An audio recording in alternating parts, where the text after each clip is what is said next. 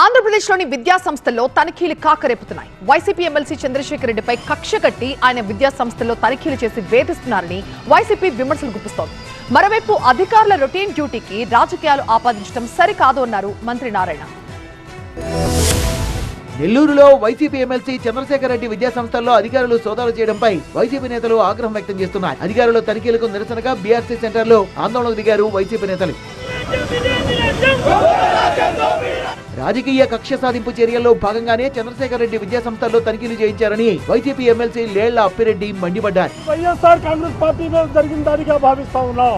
ఇది మరో అడుగు ముందుకేస్తే ఈ రాష్ట్రంలో ఉన్నటువంటి విద్యా సంస్థలపై జరుగుతున్నటువంటి దాడిగా మేము భావిస్తా ఉన్నాం. విపక్ష నేతల్ని రాజకీయంగా ఎదుర్కోలేక ప్రభుత్వం వ్యక్తిగత వ్యాపారాలు దెబ్బతీయాలని చూస్తోందన్నారు ఎమ్మెల్సీ వరుదు కళ్యాణి. వ్యక్తిగత వ్యాపారాల మీద దాడులు చేయించడం ఏంటి అంటే రాజకీయంగా ఆర్థికంగా అనగదొక్కి వీళ్ళ గొంతు నొక్కేద్దామా అని వీళ్ళు ప్రయత్నిస్తూ ఉన్నారు. మరోవైపు వైసీపీ నేతల ఆరోపణల్ని ఖండించారు మంత్రి నారాయణ. దేగాని ఆయనలాగా చేస్తే 1924లో ప్రతిరోజు నేను ఇదే పని చేసి ఉండాలి. ఆయన చేసినట్టు నేను ప్రతిరోజు చేసి ఉండాలి. తన బంధువులకు చెందిన విద్యా సంస్థల్లో కూడా తనిఖీలు జరుగుతున్నాయన్న మంత్రి నారాయణ ప్రతి అంశాన్ని రాజకీయ కోణంలో చూడొద్దన్నారు.